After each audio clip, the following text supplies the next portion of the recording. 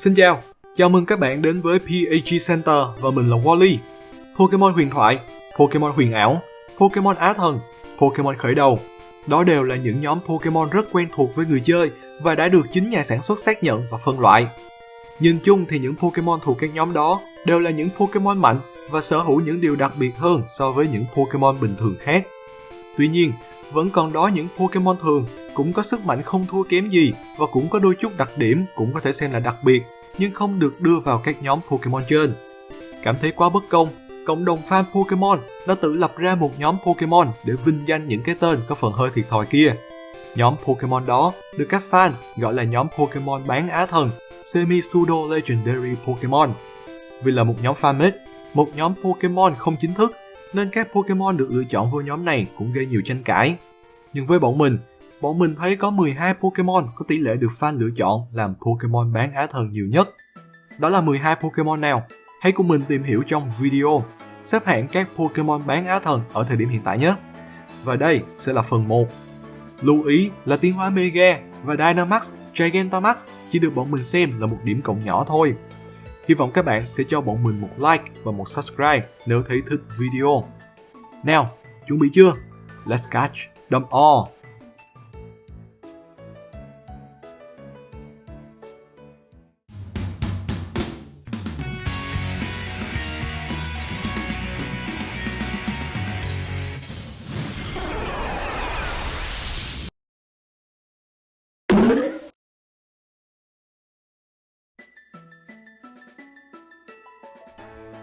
Pokemon bán Á thần mà bọn mình đánh giá thấp nhất là Copperajah, một Pokemon của vùng đất Galar.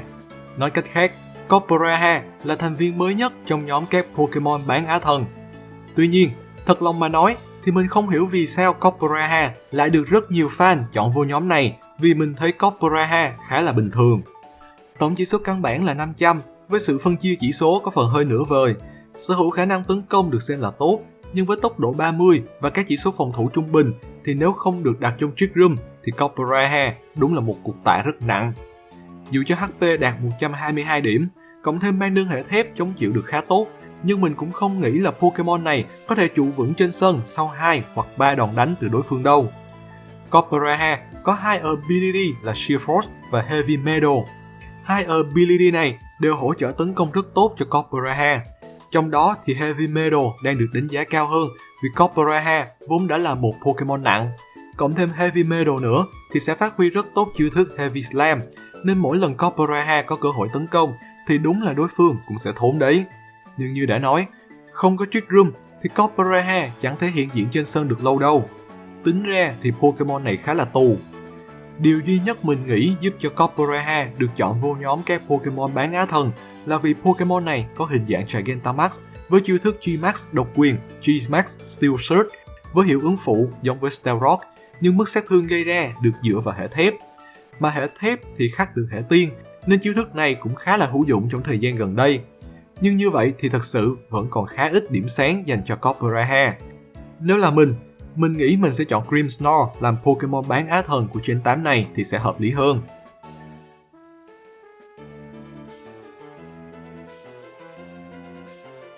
Pokemon đứng áp chót trong nhóm này theo ý kiến của bọn mình sẽ là Flygon. Khi mới được giới thiệu ở thế hệ thứ 3, Flygon phải nói là gần như có đầy đủ mọi yếu tố để có thể trở thành một Pokemon Á thần. Có 3 cấp tiến hóa, có mang hệ rồng, xuất hiện và thể hiện xuất sắc trong movie của Jirachi, và đặc biệt là có thiết kế khá đẹp mắt. Nhưng sự thật thì ai cũng biết, Flygon chỉ là một Pokemon thường.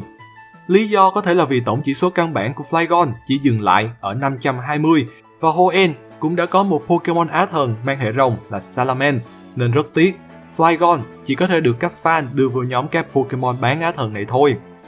Bộ chỉ số của Flygon phải nói là đáng mơ ước với một số Pokemon khác. Cộng thêm ở thời điểm hiện tại, Pokemon này đã có thể học được Dragon Dance để tăng đúng vô hai chỉ số cao nhất là Attack và Speed, nên Flygon có thể nói là một Physical Sweeper đầy tiềm năng. Tuy nhiên, song hệ rồng và đất mà Flygon đang mang cùng với các chỉ số phòng thủ đều bằng 80 lại phần nào khiến cho các trainer ngần ngại trong việc setup cho Flygon. Lơ ngơ ăn phải một đòn hệ băng là Flygon lên đường ngay. Mà nếu không cho Flygon nhảy vũ điệu rồng thì Pokemon này phải nói là phế toàn tập. chỉ có cách mang cho Flygon Choice Scarf để tăng tốc độ rồi liều mạng tấn công đối thủ thôi. Mà với chỉ số Attack 100 thì thật, ngoài kia vẫn còn nhiều Pokemon tốt hơn để lựa chọn. Chính vì vậy, Flygon hiện tại chắc chỉ hợp để đi game thông thường thôi, chứ mang vô PvP thì có vẻ không phải là một sự lựa chọn tốt.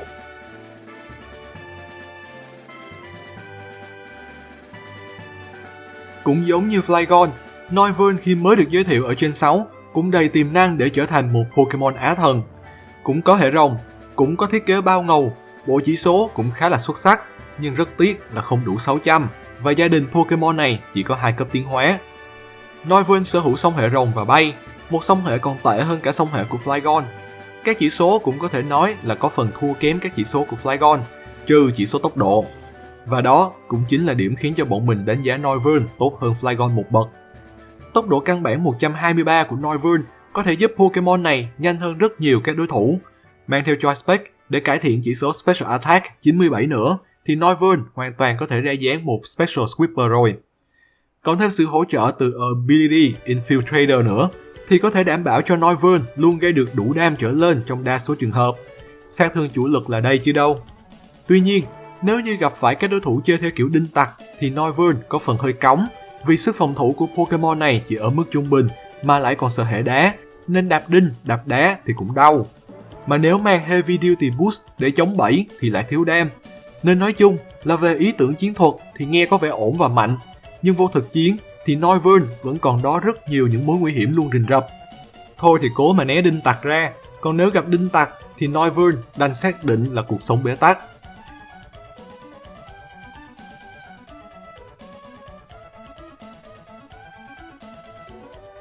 Lần đầu tiên mình biết đến Zoroark là thông qua movie thứ 13 thì mình cứ ngỡ Pokemon này là Pokemon huyền thoại luôn cơ.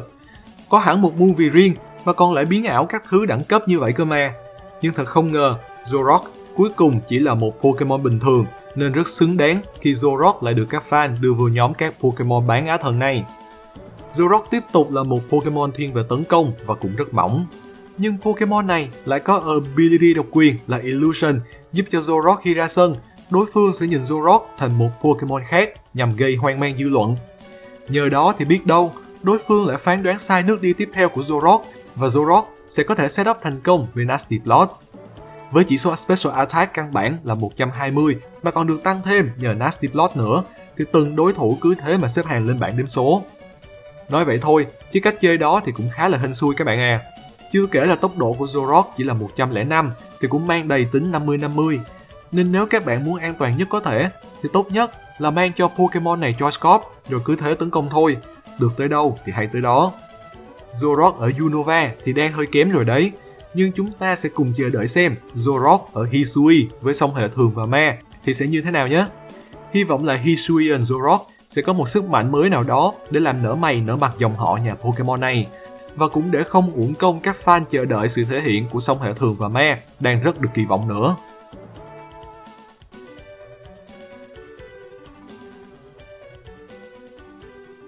Đến với quần đảo Alola, Pokemon được nhiều fan chọn là Pokemon bán á thần nhất là Golisopod. Đây có thể xem là một sự lựa chọn dễ hiểu. Golisopod có thiết kế nhìn lướt qua thì có vẻ hơi dị, nhưng nếu nhìn kỹ thì đây là một ngoại hình không hề tệ. Đặc biệt là toát ra được vẻ gì đó của các chiến binh samurai. Thêm nữa thì đây cũng là một cái tên chiến đấu rất tốt. Tổng chỉ số 530 với các chỉ số phòng thủ bù qua sớt lại thì cũng có thể xem là rất ok. Khả năng tấn công thì có chỉ số Attack đạt 125 điểm, nên dù cho có tốc độ khá thấp khi chỉ là 40, nhưng Golisopod vẫn có cơ hội phản công rất cao. Mà đã phản công thì các đối thủ của Pokemon này cũng sẽ phải cảm thấy lo lắng. Tuy nhiên, dù đúng là tốc độ căn bản có thấp thật, nhưng Golisopod cũng đầy tiềm năng được tấn công trước. Pokemon này sở hữu hai chiêu thức ưu tiên là Aqua Jet và First Impression, và cả hai đều là chiêu thức Stab của Golisopod. Nói về Aqua Jet, sức mạnh của chiêu thức này không lớn lắm, nhưng nếu được sử dụng bởi một Golisopod đã nhảy thành công vũ điểu kiếm thì mọi chuyện sẽ rất khác đấy. One hit KO đối thủ lúc đó cũng là chuyện có thể xảy ra.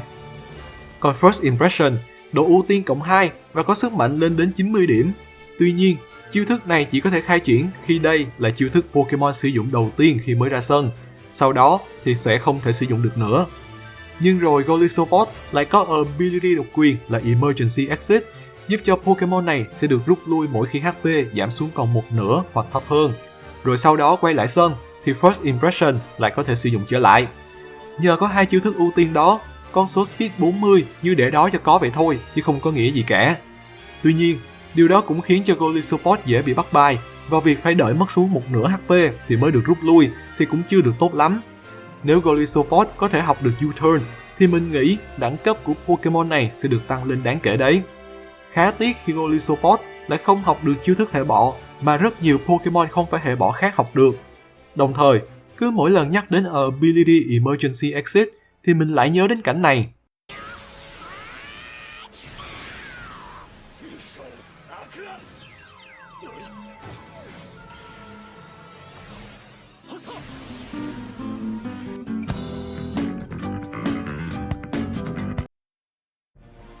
Đứng ở vị trí thứ 7 trong danh sách của bọn mình sẽ là Slaking.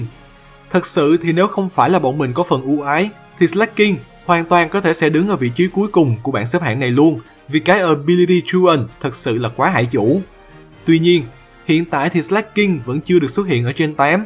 Thế hệ đã giới thiệu cho người chơi Ability Neutralizing Gas, giúp vô hiệu hóa mọi Ability trên sân. Nếu Slaking được đứng chung sân với một Pokemon có Neutralizing Gas thì Truant sẽ không thể ảnh hưởng đến Slaking, và chúng ta sẽ có gì? Chúng ta sẽ có một Pokemon có tổng chỉ số căn bản là 670, vượt qua cả nhóm khởi đầu, Á Thần, Huyền Ảo và một số các Pokemon huyền thoại. Tốc độ 100, công vật lý 160, cứ Body Slam mà spam liên tục thì chắc chiến thắng cũng khó mà thoát khỏi tay của Slaking được. HP đạt tận 150 điểm và mang đơn hệ thường, muốn one hit KO được Slaking cũng chẳng phải việc đơn giản. Dựa vào đó mà Slaking setup thêm một lần boost cấp nữa thì thôi, về nhà chơi một mình luôn đi chứ ai chơi chung. Nói cách khác, không có Ability Truant thì Slaking khá là OP. Chắc leo lên ngồi ở vị trí Pokemon bán Á Thần mạnh nhất cũng chẳng ai dám nói gì. Nhưng thôi, mơ mộng vậy đủ rồi. Hiện tại thì Slaking chưa hưởng xái được gì từ Ability Neutralizing Gas cả, nên cũng khá là tạ. Đối phương cứ Protect hợp lý thì tổng chỉ số căn bản 670 cũng hóa vô nghĩa. Bởi vậy, Slaking đứng bét bảng cũng được, đứng đầu bảng cũng có tiềm năng. Nên thôi, cho đứng ở khoảng giữa giữa vậy đi cho an toàn. Đợi ngày được lên Gen 8 trở lên rồi tính tiếp.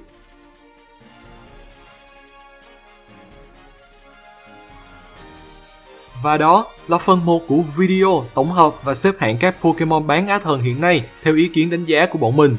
Các bạn có cảm nhận và suy nghĩ như thế nào về những cái tên bọn mình vừa đề cập? Các bạn có dự đoán được rằng 6 Pokemon còn lại trong nhóm Pokemon bán Á Thần sẽ là những cái tên nào không?